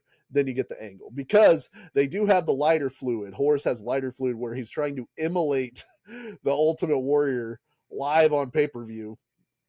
And luckily some dudes in polo shirts saved the Ultimate Warrior from being set on fire. But my favorite thing was when the Shivani, it was Shivani and Heenan, right? That were like, because like when Hogan fucks up the fireball, they have to switch from like, oh my God, that's the craziest thing that ever happened, to holy crap, Hulk Hogan just tried to kill a man. Yeah. Thank God he failed at killing that man. But you have to give Hulk Hogan the points for being so brutal as to want to kill a man. Because, like, Heenan goes, he wanted to blind that man. And he goes, God, what a tragedy that could have been. Like, he's just like really selling it. Yeah. Meanwhile, very funny. The Sheik is sitting at home going, no one's asked me how to teach them. No one's asked me to teach them to throw a fireball in years. Yeah. Like the Sheik nailed that shit every time I've ever seen it. Well, because, hey, it's 1998. I think we're a little bit past fireballs. Get a guy, or get a guy to give you dry fireball materials. Sure, but like, what if like it would have made more sense for the time if Hogan drank some fireball and that made him invincible to the Ultimate Warrior's attacks. Yeah. That's much more believable. Yeah. It's just it's crazy, and like the Bischoff is like trying to be accessory to murder at the end, because he's like, get out of here, you work for me, we're gonna burn this man alive. I pay you good money to let me burn this man alive. And I just, that's the fireball is the other thing that I really wish, when this thing went off the air, I got to hear what Bobby Heenan was talking to people about the fireball. Whenever him and Okerlund were talking to each other. This is a farce. What were they saying? We all need to apply for new jobs. So somehow, this is not the worst thing that happened at Halloween Havoc 1998. This pay-per-view ran long, which in the era of streaming doesn't matter. But back in the day, you basically had a 3-hour window to do your pay-per-view event. And WWE was like 2 hours, 47 minutes. We're fucking out, bro. Like, we don't even get close to 3 hours. This event ran 3 hours and 30 minutes. So the main event of Halloween Havoc 1998 is Diamond Dallas Page versus Goldberg for the title, and they built this up. And it's Goldberg like with the biggest challenger that he's ever faced. Diamond Dallas Page is over as hell. The match, they've done the ring introductions. The match is about to start. The pay-per-view window closes. They kill the feed. Because you can't. Apparently, I've heard Cornette talk about it. You could call the pay-per-view company and get them to fudge the time a little bit if you call ahead, but a half hour, because everything's slotted in, it just starts playing the next thing, at that point. So they have to give a ton of refunds to this pay-per-view that sold 310,000 buys. Not a bad number. They have to refund everybody, and the next night on Nitro they had to air their pay-per-view main event for free. So that's insane. Terrible stuff. So of course this match gets like a terrible reaction. Eric Bischoff said There's even Warrior had like a Hulk up at one point that got nothing from the crowd. Well, he did nothing. Like after what they give him to be excited about. I know you're not defending it, but it's like but I'm just it's like that's his big thing is to do the rope shake and the Hulk up, and people were just, I think, like, dude, just please be over. Like, we've already seen a failed fireball. What else can we possibly have happen in this thing? So you were saying something about Bischoff? Yeah, Bischoff said it pretty much stunk the joint out. Most people believe, and are correct in my opinion, that the only reason they brought the Warrior in was for Hogan to get his win back from WrestleMania 6, which is the type of petty shit that Hulk Hogan was into. Was that the only time they wrestled? Yes, they've only ever had 2 one-on-one matches, WrestleMania 6 and this. Hogan says it was his fault, in a quote, but Bischoff says, he says what was his fault? The match being terrible. Okay. But Bischoff says anybody that believes that they brought Warrior in just to lose to Hogan is drinking their own Kool-Aid, and that it is not true. But that flies in the face of all logic, because there's only one big match in the whole Ultimate Warrior's entire WCW run, and it's this loss to Hulk Hogan. So what was he doing there? I'm just wondering if, like, how long was his contract? Because we'll see his last appearance. It seems like him leaving WCW was abrupt. Maybe they thought the One Warrior Nation was going to catch on. They put the T-shirts everywhere, right, and it just didn't, and they were bleeding money because of it, and like it just didn't work out. Maybe they were thinking that he could have been the foil to the NWO. Yeah. Possibly. I'm not saying that 100%. Right. I'm just saying, like, I could see them thinking that because Ultimate Warrior was such a huge star back in the day, A journalist for WWE named Kevin Powers also gave Diamond Dallas Page versus Goldberg the distinction of being the best Halloween Havoc match. Like, maybe he meant main event, but he said he hailed the bout as the best ever held at Halloween Havoc. Mysterio versus Guerrero is 1 year before this match, and is you son of a bitch infinitely better than that. Like, Diamond Dallas Page versus Goldberg is a really good match, maybe Goldberg's best match. It is not in the stratosphere of Mysterio versus Guerrero. So I don't know what that guy's talking about. So the night after Halloween Havoc, they're in Phoenix, which is the Warriors' hometown. That is the One Warrior Nation. Is Phoenix, Arizona. One Warrior municipality. Yeah, within the city, ungovernable within the city of Phoenix. That is the One Warrior greater metropolitan area. I'm in negotiations with Starbucks and Dunkin' to bring fine caffeinated drinks to One Warrior Nation. I hear we're getting a Jimmy John's. Jimmy John's is the perfect bullshit restaurant for like a petty dictator's terrible town. Well, what are you talking about? We got a Jimmy John's, dude. Cold deli sandwiches and chips no one's heard of, or what Jimmy John's is in for. Of course, you can buy the bread, I hear. No, they're freaky fast. You understand? Like my ring entrance. Speak to me, Warriors. Of course. I didn't think your match last night was very good. You know what? I'm stopping taking input from the Warrior Nation. Yeah, I got a refund to that other one, but not even because of the DDP thing, because your match was so ass. Actually, I'm sick of hearing from you, Warriors. It's me from a few weeks ago. She did leave, Warrior. I'm actually on the couch at my brother's place. We watched Halloween Havoc. I don't want to hear it. I don't want. She actually came back, and then we watched that match together, and she left again. I convinced her to come back. I said, "Baby, it's Hogan versus Warrior.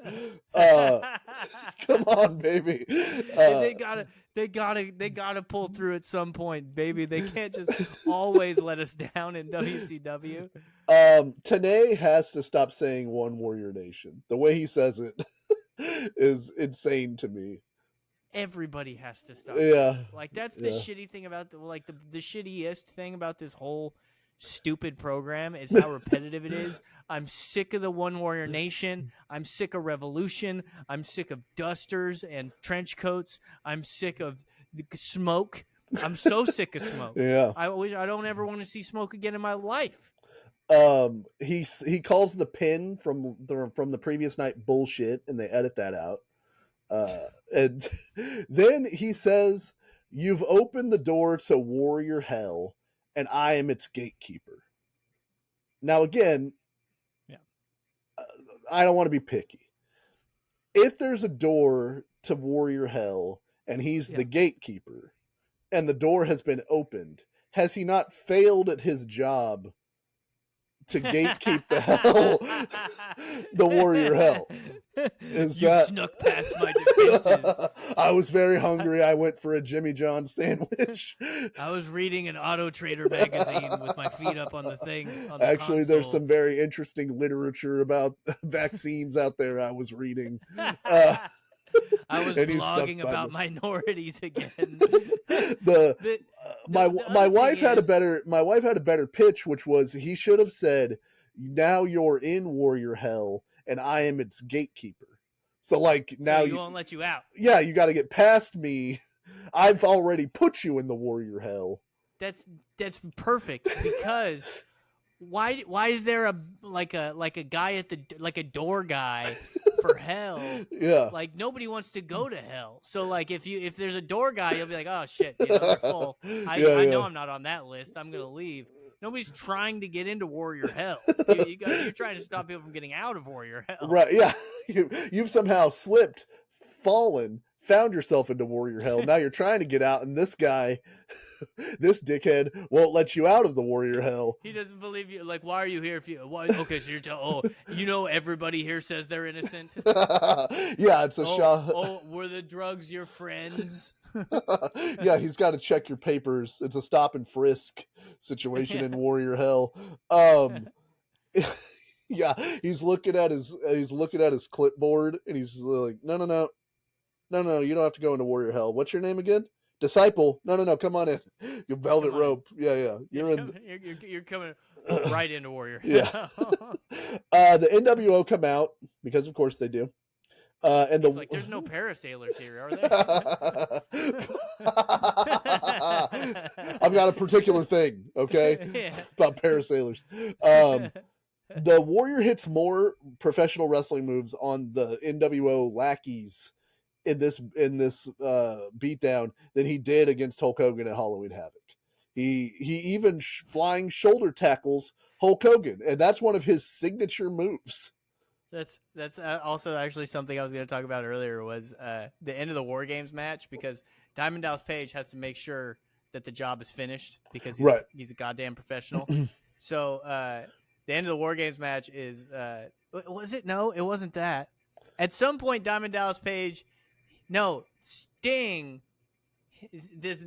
So when they hit the ring in the Sting match, Oh, right.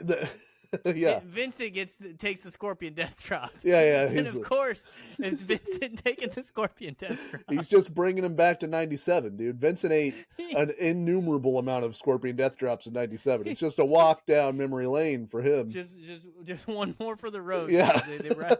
They ride again, the last ride, and then in this match, Vincent gets his ass whooped. Yeah. One more cup of coffee for the road for Vincent. I know what to do here. He Face hits to the floor. he attacks Bischoff, which should lead to something, but doesn't. And then he's running around the ring, and Mike Tenay goes, "That's a way to jumpstart a revolution in pro wrestling." Look, Mike, you earned your check every week. Really tried to get that One Warrior Nation stuff over. And listen, yeah, we've been at this for a while. Yeah, it's no longer a jump start. You know, it's you know, we had to get gas, we had to prime the engine, we had to warm it up. You know, yeah. we somehow found ourselves in Pennsylvania Dutch country. They don't believe in cars. We had to prove we weren't warlocks. It was a whole thing. We realized it was in gear, so we had to figure out how to get it into neutral to start it. A lot going on. So the next week, the Disciple's in the ring. He's wrestling Horace Hogan in what I have to imagine was a scintillating contest. Yeah. And then they end up seat shit. Yeah, and then the NWO comes out because of course, and they start beating him down. And the Warrior comes out and he saves the Disciple, and then he clotheslines Horace with the OWN t-shirt to really put a fine point on the durability and strength of that polycotton blend. That's not gonna rip, dude. If you buy that product, that's well made. He sprints out holding a t-shirt. Yeah. And he's the ultimate warrior. There's he fucks you up with his merch. That's how strong it is, dude. I'm telling you, it's from the great beyond. So, and guess what? That's it. Never again. It never comes back. Never mentioned one more time in the entirety of the run of WCW. To answer your question, apparently, according to the Warrior, he'd signed a 6-month deal where he was getting paid $1 million to come in to work at WCW. He showed up the next week after he beat down Horace with his t-shirt, but they didn't expect him to be there for some reason. He had been sent travel from the office, so he flew to the town, and they didn't have anything for him, and then they never called him back. And he said he tried to call Bischoff like 6 or 8 times, and Bischoff never returned his calls, so he just sat at home for the duration of his contract because it's guaranteed money in WCW, so he just got paid. Got $1 million. Yeah, he got paid to do nothing. So that's what also leads me to, like, they didn't have another thing for him to do beyond this. And then Hogan disappears for a few months. He says he's going to run for president, which he never does. But he disappears for a bit on the back of this, and I imagine they didn't want him like with Goldberg or Nash or Hart or any of these other guys. There's no real story with any of those guys. And Sting is out on injury. He got injured, or quote unquote injury, at Halloween Havoc. He's kayfabe hurt, so he doesn't even have a tag team to run with Sting. So they were just kind of, I guess they were just like, well, we got what we could get. We'll let him stay home. Yeah, I mean, I still think had One Warrior Nation taken off, and if they were selling T-shirts, and if they were like, there's a reason he hit Horace Hogan with that T-shirt. Like that those T-shirts weren't selling very well, you know. And it's like, so if I think there is a little bit to be said of like, he wasn't doing good things for them. His matches were bad. By all accounts, that guy wasn't fun to work with, like, and be around. So, like, maybe they were just like the locker, because this is a boys' club locker room. I'm not saying this is the case. I'm just saying, right? They could have just like Nash and Hall could have been like, you know what, we fucking hate that guy. Like, why are we booking that guy? Yeah, he's not doing anything for us. I know we're paying for him, but we're gonna pay for him anyway. So why don't we just like stop booking him? and get him out of here. And but I once again had those shirts sold. They keep him, and they try to do something like when Hogan leaves, he's like building up One Warrior Nation to like challenge the NWO, and then you unify the NWO to fight against Yeah. One Warrior Nation. Could And you it probably imagine sucks, the but One like, Warrior Nation, the other guys in the One Warrior Nation? Who dude, else well, joins? it would have been fucking DDP, and Yeah, it would have been who else was in that tag team? but it was On him Team and Piper. WCW? Him, And Pipe. Piper. Yeah, I. And probably you can get Bret Hart to leave NWO and Yeah. join One Warrior Nation. Oh my God, I want to puke in my mouth right now. Perry Saturn joins the One Warrior Nation. Listen, You I'm got in. You know, I'm in. yeah. Disco Inferno. So I will say this. I looked at all the Nitro ratings for the weeks that Warrior was on Nitro. He was on 13 Nitros during his time in WCW. The average of those Nitros was a 4.72 rating, which Do you is know if it was 13 in a row? pretty much. I believe Okay. he might have taken a week off. But I'm pretty sure he was in some way involved on every one of these shows. And so Okay, he's so not like the sole 3.5 months. yeah, like he's not the sole motivator, obviously, for why these ratings were happening. But the highest rated number that they had against the WWF was the 5.2 the week after he debuted. And I have to imagine that was because a lot of people wanted That's to a see Warrior bump. wanted to see what he was going to follow up with, and he introduced the One Warrior Nation Revolution. And so Yeah. I think from there, like it's still high. They run 2 weeks unopposed against Raw. Raw didn't have a show that week, and those are the two highest weeks. But for 7 of the 13 weeks that he was there that I watched or looked up, they won 7 of those weeks. And this is arguably the main storyline uh, with Goldberg, and you've still got some residual NWO heat that you're drafting off of. But he was definitely not a he was not a detriment in terms of the ratings. People didn't tune out because the Warrior was there, even though a lot of Yeah. his segments were really terrible. So Yeah, the pay-per-views did fine and all that, if you were to break his salary down per appearance, because there are 13 weeks that he's on Nitro, then you count the 3 or the 2 pay-per-views. He got paid $62,500 per appearance, which is yeah, that's good work if you can get it. So I'm Yeah. not upset at the Warrior for that. If you just wanted to break it down by match, obviously it's 333,000 per match.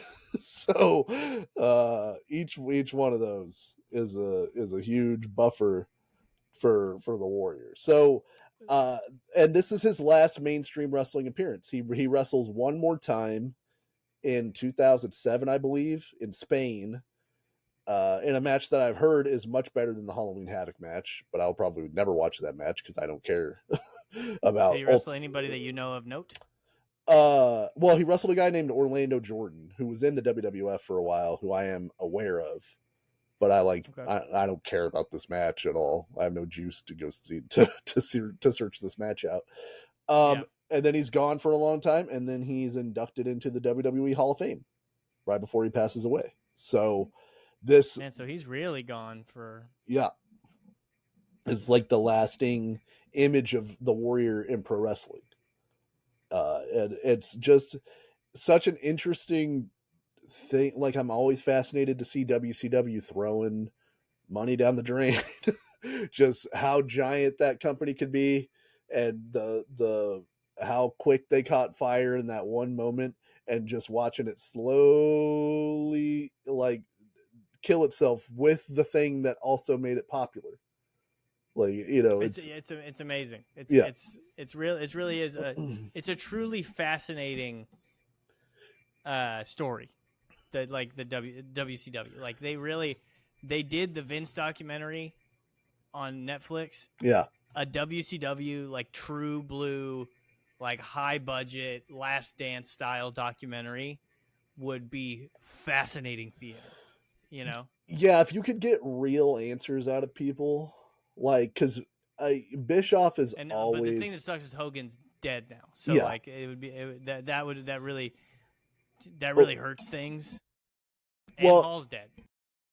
yeah, and like Bischoff's always got his narrative, Nash has always got his narrative, like Russo has his narrative, and all of those guys, and Hogan, and like they all contributed in their own ways to the demise of a company that like beat the WWF, famously for a year and a half. Like, and I don't think that you'll ever get. I have my own opinions, obviously, about what happened, and I don't think Bischoff is fully full of shit, but I think he puts a lot of blame on the corporate entity that was in charge of WCW, and certainly there was some of that. But like, if they had been profitable and if they were making money, I don't think any company, even as much as TNT didn't want Nitro at that point and wanted to be like classier or whatever, like you don't get rid of something that's making money. They made it Yeah, very easy to get rid of it when it started hemorrhaging money and like and ratings points. So, but yeah, I could talk about it forever because I find it so interesting how what they were able to do. And there's a story where Nash tells Bischoff when Bischoff is going to go to WWE, and Nash tells him, when you see what that machine is, and you remember what our machine was, and you think about how we almost beat them, it's going to blow your mind, like yeah, infrastructure wise, So, and clearly a lot of this has to do with infrastructure too. Like these guys are running their own angle. Like the Hogan versus Warrior match from WrestleMania 6 gets 3.75 stars from Dave Meltzer and is one of the best matches at that point in WrestleMania history and one of the best matches in both guys' careers. That match was put together by Pat Patterson, who's a wrestling genius. Hogan and Warrior ran their own shit in WCW, and it's 8 years later, and Hogan has way more power in WCW than he had in WWF. Like, I'm gonna pull out the fireball, brother. yeah, Trust me. no, brother, it'll totally work. So it's Something you saw in Japan. just three wacky, bizarre months of the Ultimate Warrior in WCW. That's why it's the ultimate fever dream. So I found 2 One Warrior Nation T-shirts on eBay. Oh, Christmas matching Christmas presents, bro. One of them is in seemingly perfect shape, Just which is off, impressive. just off the factory line, dude. That one never made it I to public circulation. I I truly like it's the guy said it's been in storage for a long time. It's made by the right brand, so I don't think it's a new recreation. I think it really is a 27-year-old shirt. And the other one not as good. Like the other one's worn. The other one Okay, looks like it looks like it's been here. I'll show you what the one that's worn looks like.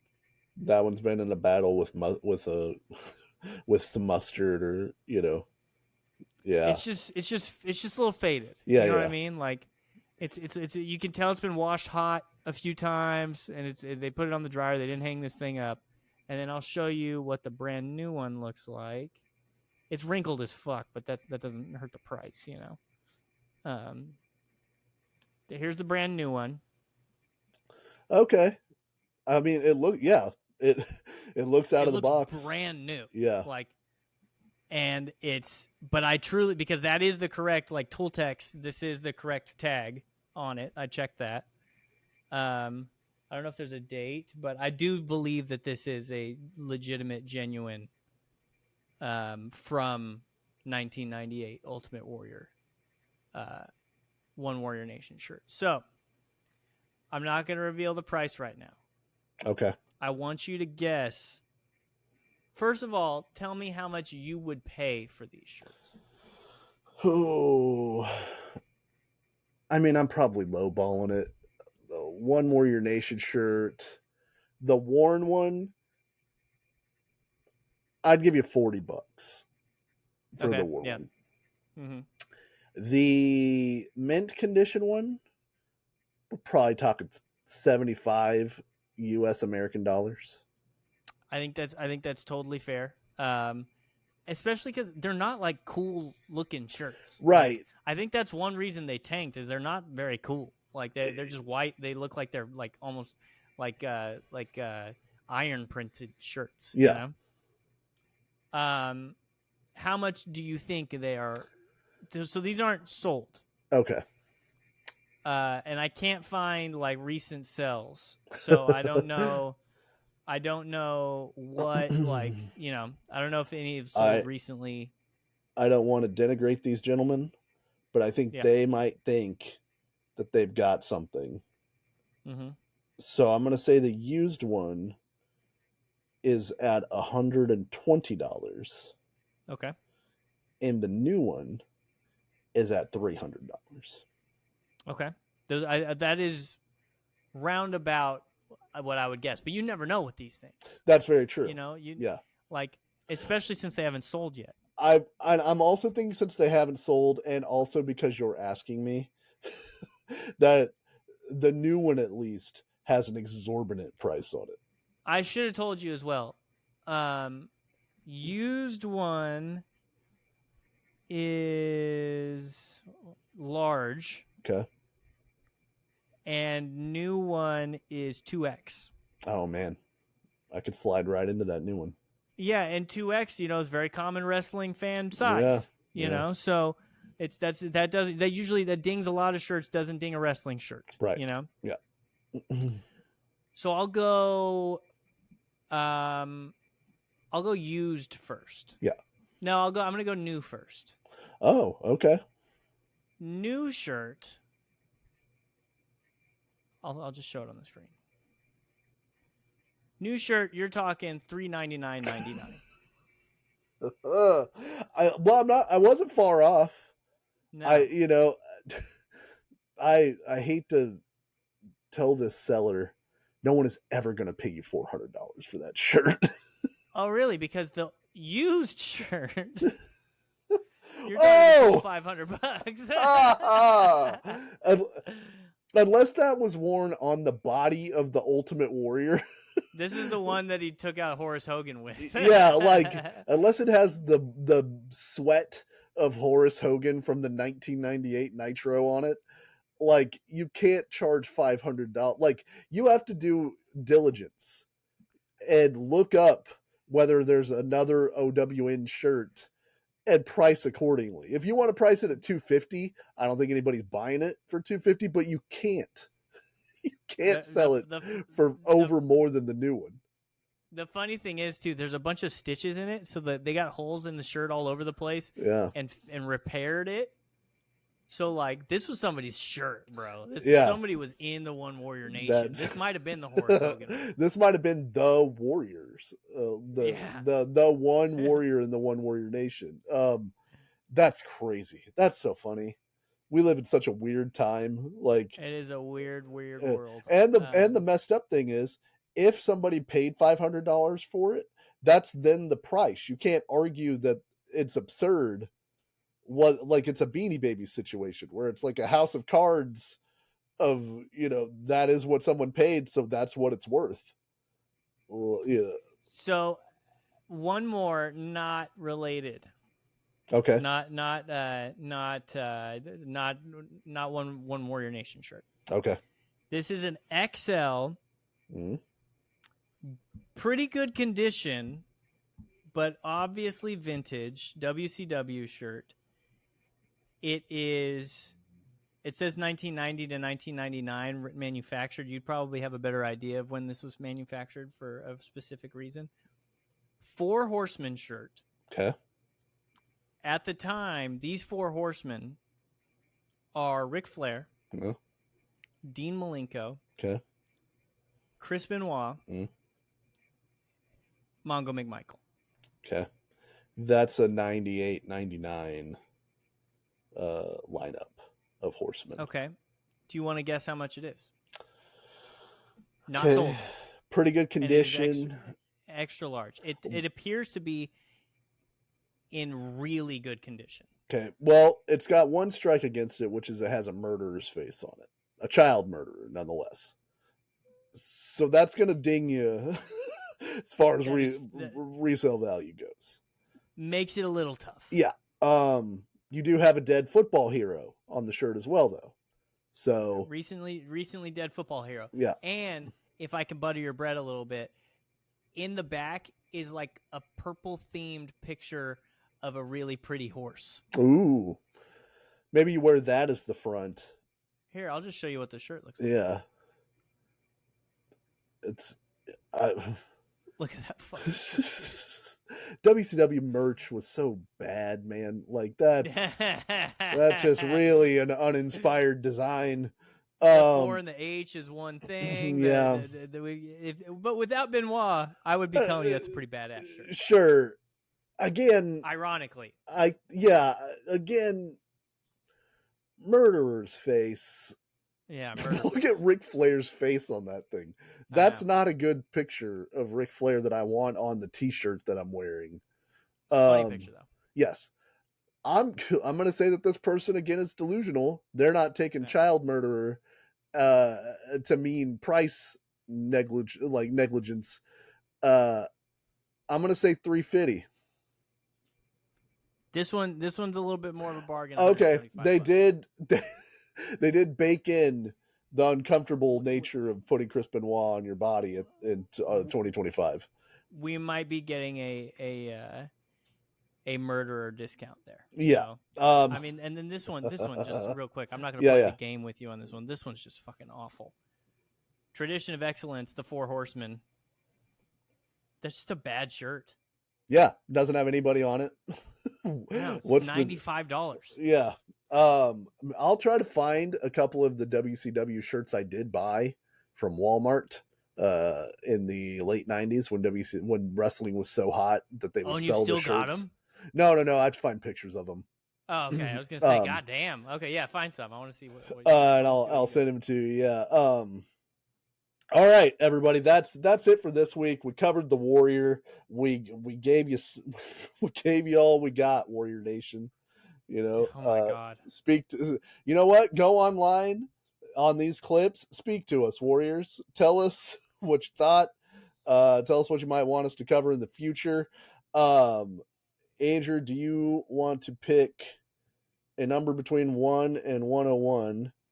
And we'll see if that's something that we want to do for next week. We're trying to stay away for a while now from Hogan and from Shawn Michaels. See if we can get some fresh blood in here to talk about. I am also requesting a Warrior hiatus. I'm sick of them. A Warrior hiatus as well.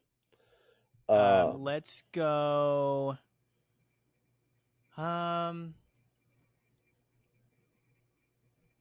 Let's go.